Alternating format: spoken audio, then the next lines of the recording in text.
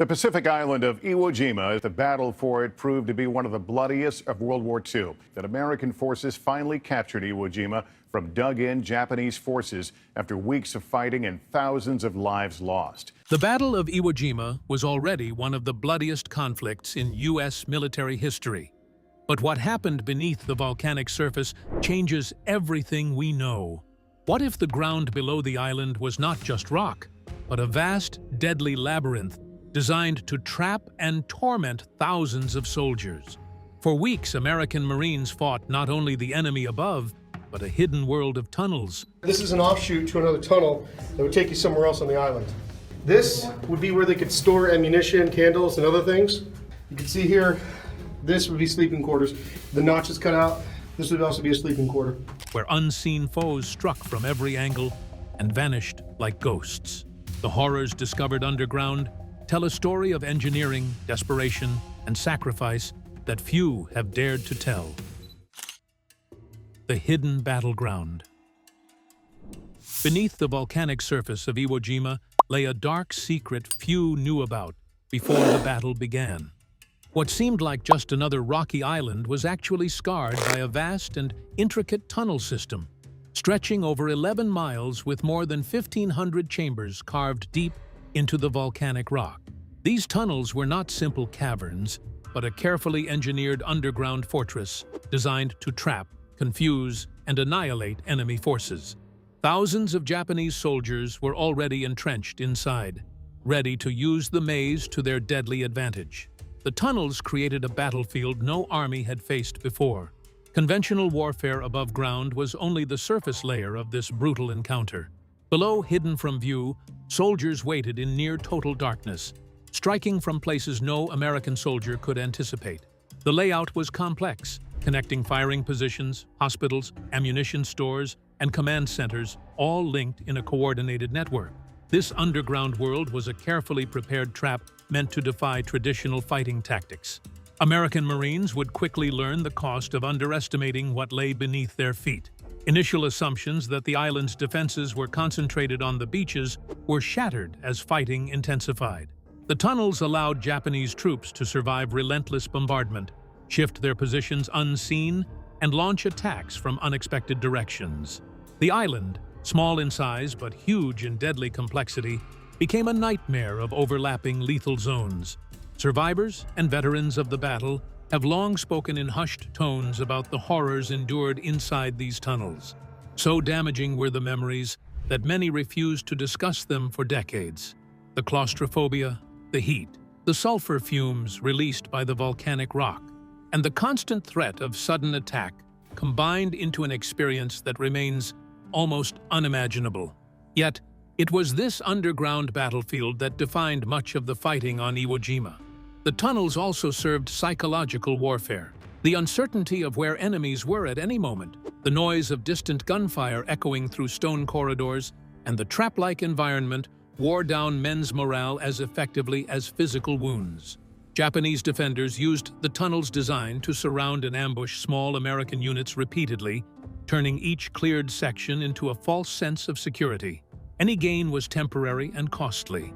Despite the overwhelming American firepower above the surface, the tunnels gave the Japanese a strategic edge. Their ability to maneuver through unseen passages prolonged resistance and multiplied casualties.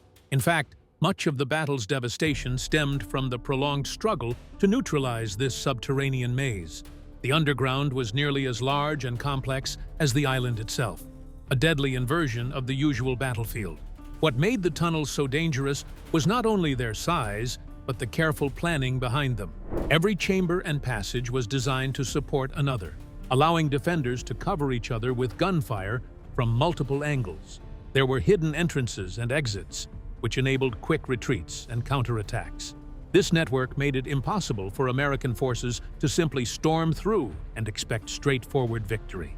The presence of hospitals deep beneath the surface, where wounded soldiers awaited help, added a haunting dimension to the battle.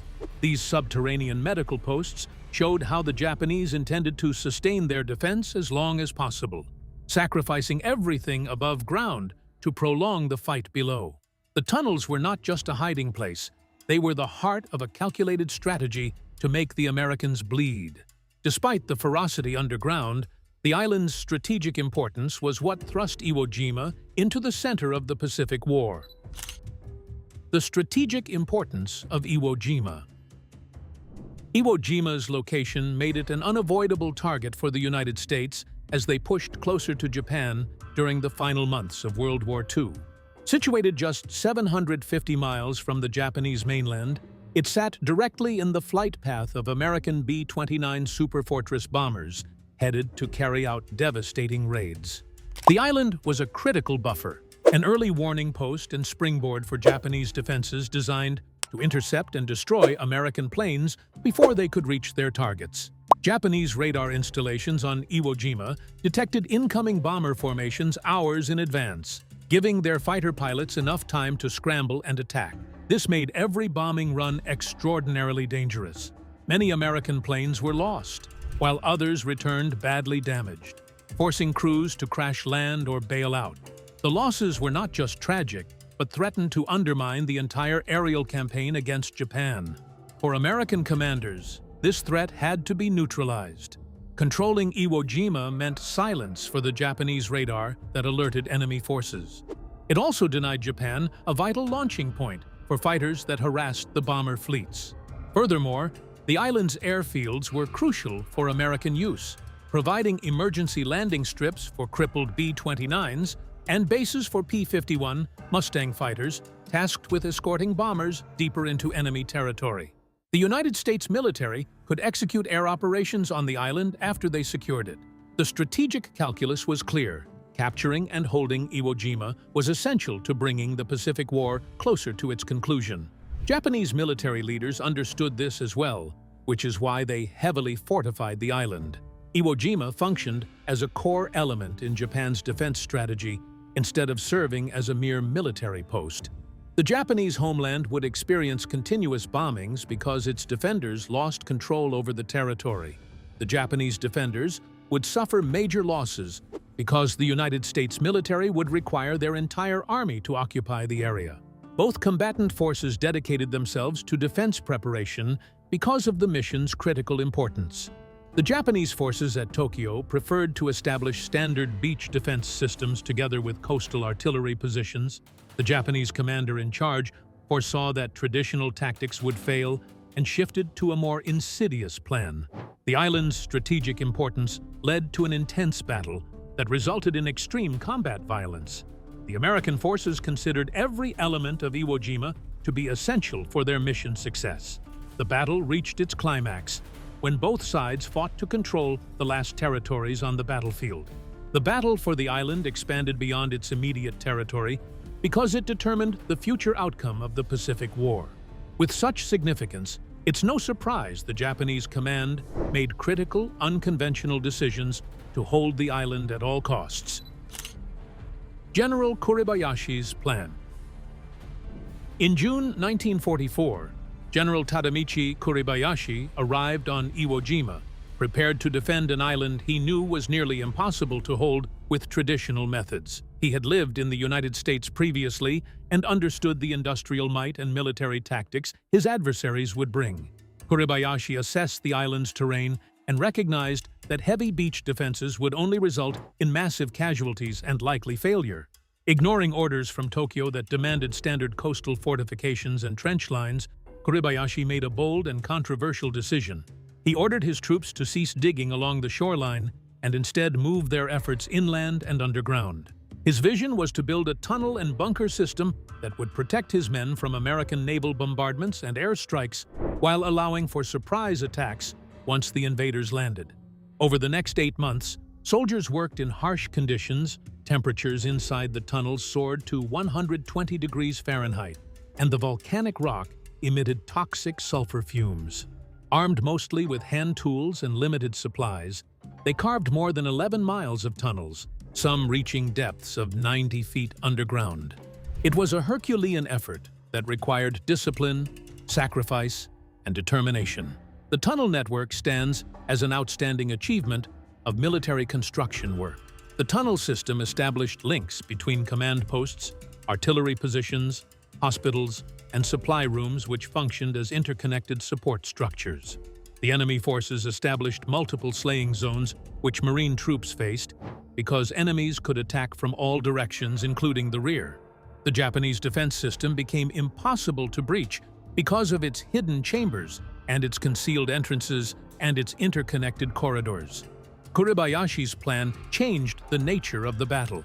The American troops would reach the beach without facing any opposition according to his plan, while his troops would use the tunnel system to surround them and destroy them from inside. The enemy forces intended to achieve maximum death tolls, while they delayed the American military operations for as long as possible.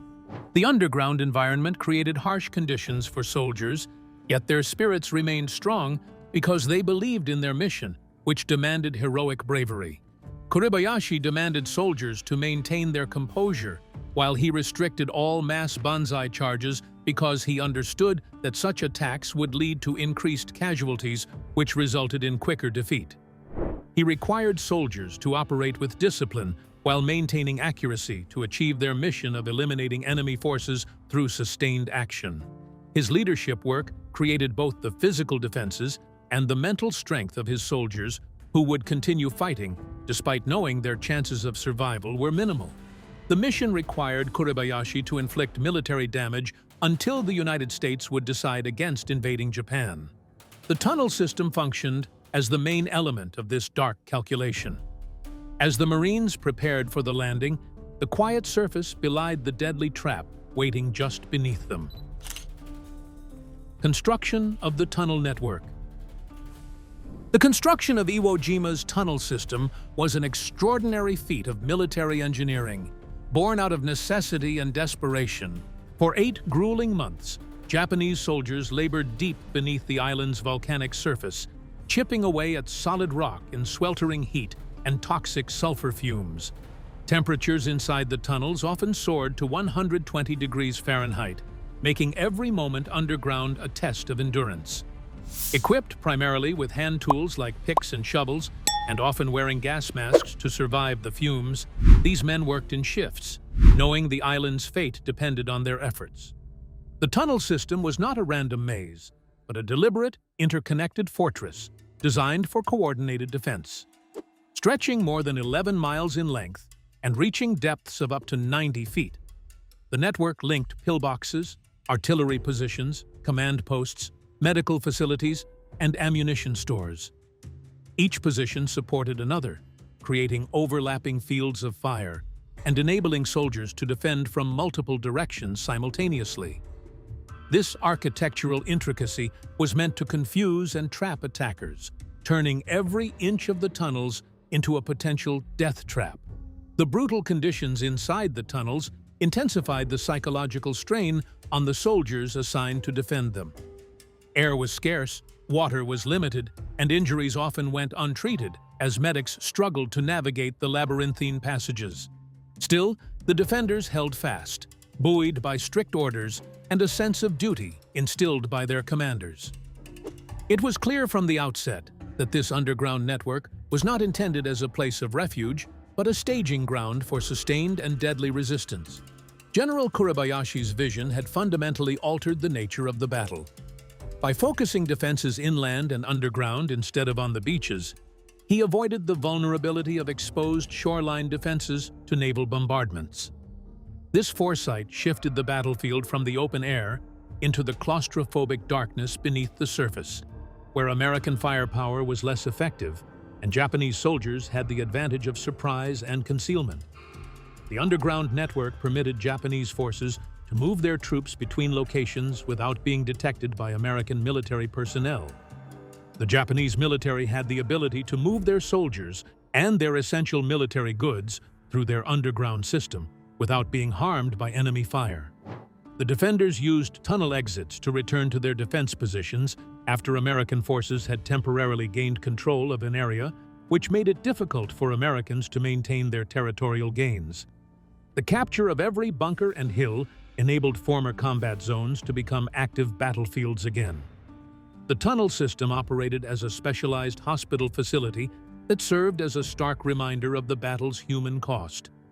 Wounded soldiers used the underground system as their safe space, but they had to wait for multiple days in extreme temperatures because they did not receive proper medical assistance. The tunnels displayed their dedication through their extreme desperate state, which showed the determination of the people who built them.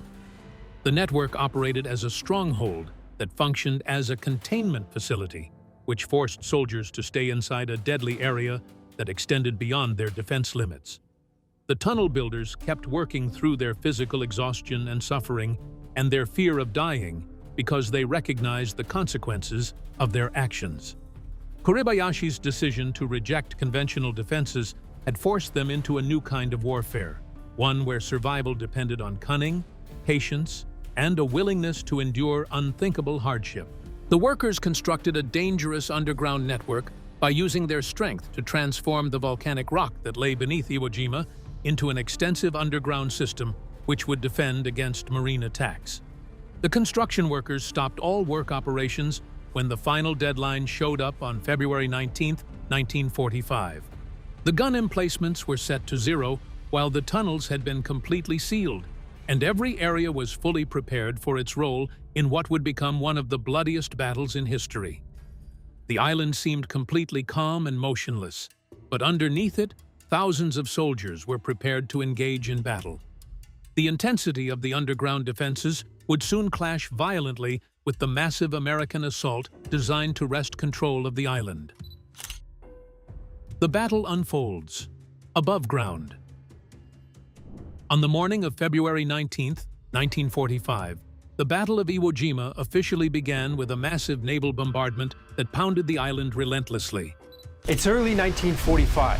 The days of Japanese conquest in the Pacific are long over, and Allied forces are advancing in the entire theater. Battleships, cruisers, and destroyers unleashed thousands of shells, tearing apart the surface and leaving Iwo Jima's rocky landscape scarred and desolate. From a distance, the devastation seemed total, as if nothing could possibly survive the overwhelming firepower. Yet beneath this battered exterior, the enemy was hardly broken. At precisely 8:59 a.m., the first wave of nearly 30,000 American Marines stormed the beaches. Expecting fierce resistance, they were met with an eerie silence. No machine gun fire, no artillery blasts, no immediate counterattacks. Yet the island was far from defenseless. The soft volcanic ash slowed the advance, bogging down tanks and hampering infantry movement. The landscape itself was an unyielding obstacle, forcing every step to be a struggle. Then, when the Marines were crowded and vulnerable on the beaches, Japanese defenders unleashed a devastating barrage from concealed inland positions. Artillery, mortars, and machine guns fired from hidden concrete bunkers carved into the rock. Every slaying zone had been carefully calculated in advance, trapping waves of soldiers in crossfires that came from front, side, and even behind. The bloodshed turned the beaches into a nightmare as explosions roared and screams filled the ash-covered air. Mount Suribachi erupted with flame, its slopes once thought destroyed now alive with gunfire. Positions that appeared neutralized sprang back to life, catching advancing Marines off guard. This was not a traditional battle line, but a scattered, shifting network of fierce resistance. The Japanese did not attempt open charges or retreats. Instead, they hid and waited for the perfect moment to strike, using the terrain and their tunnel system to maintain the upper hand. The fight extended beyond the beaches as Marines pushed inland over the following days, only to find every ridge and slope fiercely defended. Hidden guns, snipers, and well-prepared ambushes made each advance agonizingly slow and costly. Every bunker taken seemed to offer only temporary relief, as fire erupted again from the same or nearby positions mere hours later. The enemy was relentless and invisible, a ghostly presence that haunted every corner. By February 23rd, when Marines raised the American flag atop Mount Suribachi, the battle was nowhere near over. Vast areas of the island remained under Japanese control, with central and northern defenses intact and actively resisting. Casualties mounted with terrifying speed as exhaustion and shock gripped the troops facing such an unforgiving enemy on a tiny volcanic speck barely 8 square miles in size. It was during this grueling campaign that American forces grasped the terrifying reality. They were not simply fighting enemies on the island's surface, but battling a subterranean adversary hidden beneath their very feet. The tunnels allowed the Japanese defenders to survive bombardment, regroup, and strike from places no one expected. Fighting inside these underground passages became a brutal war within a war. Though American commanders soon believed the tide was turning, with surface positions taken and strongholds marked as cleared, the guerrilla-like tunnel warfare dragged on. Every gain on paper belied the costly and unpredictable skirmishes within the dark, confined maze below. Losses remained high because each attempt to root out defenders underground met with deadly counterattacks. As the Marines learned to endure the relentless fighting above, they braced for the even deadlier struggle waiting beneath the surface. The tunnel warfare. Once American forces realized the extent of the tunnel network beneath Iwo Jima, the battle changed dramatically. The fight was no longer just about holding ground above, but about navigating a dark, claustrophobic underworld filled with hidden enemies. Japanese soldiers used these passages to vanish and reappear unexpectedly, striking from unseen angles and then melting back into the shadows. The tunnels became a deadly chessboard where every move was fraught with hidden dangers. The confined spaces favored the defenders, who knew the labyrinth intimately. Veterans described constant ambushes from concealed chambers and the sight of machine guns suddenly appearing where no position was thought to exist. Grenades rolled through secret openings, caught advancing Marines by surprise, while suppressed gunfire echoed through the stone corridors.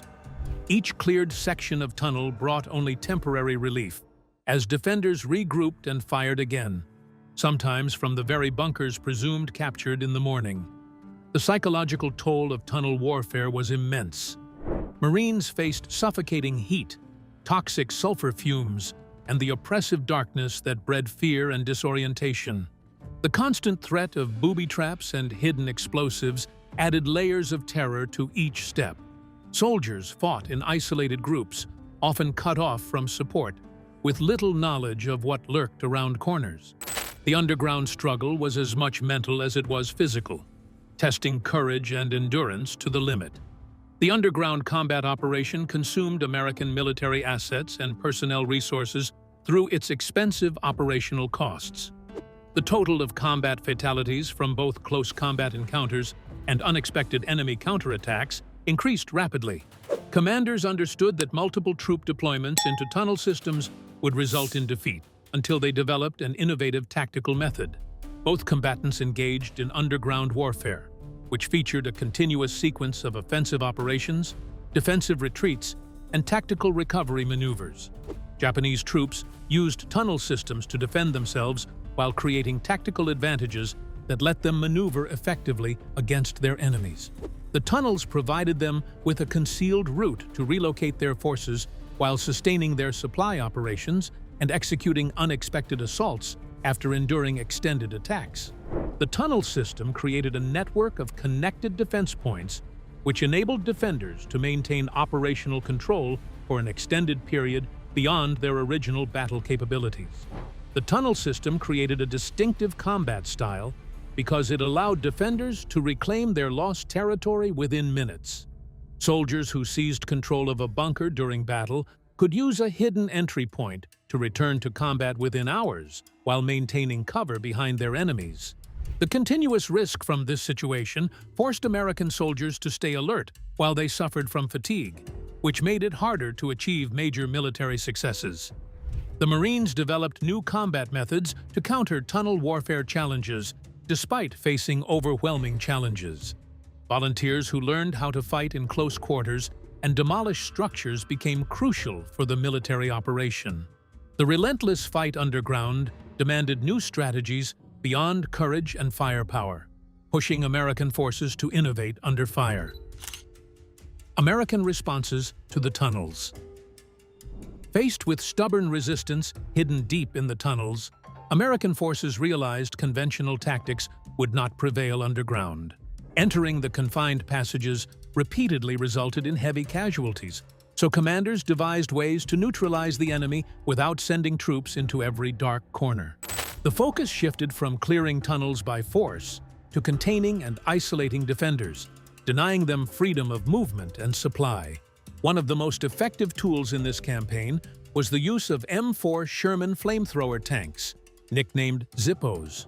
These specialized vehicles could project flames deep into tunnel entrances, flushing out defenders and consuming oxygen to suffocate those inside. U.S. armor assaults them from point-blank range, sometimes with Zippo Sherman flamethrowing tanks. American tankers also ram or churn their treads over cave entrances in order to collapse them. Under covering fire, the flamethrowers turned dark passageways into infernos, reducing enemy mobility and morale. This gruesome tactic forced Japanese soldiers into smaller spaces, weakening their coordinated defense. Alongside the flamethrowers, infantry and engineers employed explosives such as grenades and satchel charges to collapse tunnel entrances and sections. The goal was not necessarily to slay every defender, but to seal off areas permanently, cutting communication and supply lines. This slow, methodical process took days or even weeks for a single position, but it was crucial in wearing down resistance without excessive American losses. The sealing operations effectively turned many tunnels into tombs, trapping defenders with dwindling supplies and no means of escape. As oxygen ran low and darkness enveloped the confined spaces, the Japanese troops' ability to fight back diminished. This shift in strategy reduced American casualties and gradually broke the tunnel network's hold over the island. The work required extreme effort because it presented both high danger and hazardous conditions. Explosive-filled tunnels which lacked stability and proper width created dangerous entry points, which required all personnel to take life-threatening risks. The demolition teams and bulldozer operators proceeded with their work because they understood that any unexpected blast or building failure would result in fatal accidents. The engineers demonstrated their courageous spirit through their dedicated work, which enabled them to overcome the enemy's underground defense system. The operational method began to produce results by mid-March 1945. The Japanese military forces started to lose their ability to fight when their supply chains collapsed and their communication systems broke down. The enemy forces conducted fewer tunnel-based attacks, which showed reduced ability to organize their operations. American military leaders determined that they had achieved control over most of the island, except for small areas where enemy forces operated from their concealed underground hideouts. The implementation of this strategy created a critical moment in the battle, which demonstrated that operational techniques must be modified according to specific battlefield conditions. The conflict between the two sides extended beyond weapons usage to include a need for operational strategies that maintained their effectiveness throughout the fight. The Iwo Jima battle provided military forces with valuable insights on how to tackle enemy underground positions, which remained valid for military operations during the next 30 years.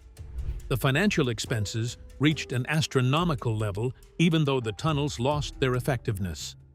The sealed chambers and sealed-off passages became silent witnesses to the ferocity below, reminders of lives trapped and lost in the dark. The battle had transformed the island into a permanent memorial, which showed the deep dedication of its soldiers who had fought there. The fight for the island was far from over, and its legacy would haunt those who survived long after the guns fell silent. The aftermath and lasting legacy. The official declaration that Iwo Jima was secure came on March 26, 1945, but the battle did not end with ceremony or surrender. Instead, it marked the cessation of organized resistance amidst a lingering, scattered violence. Nearly 3,000 Japanese soldiers remained alive, hidden in sealed tunnels and fortified ravines, unwilling or unable to surrender. Their presence ensured that the island's violence extended beyond the traditional endpoint of a battle. One of the final violent episodes unfolded on the night of March 25th, when about 300 Japanese soldiers silently emerged from a ravine known to Americans as the Gorge. They launched a surprise attack on troops resting near Airfield No. 2, using knives and small arms to devastating effect. More than 100 American casualties resulted before the assault was finally repelled. This stealthy action, unlike the mass banzai charges typical in other battles, demonstrated the patient, calculated nature of Japanese resistance inspired by General Kuribayashi's orders.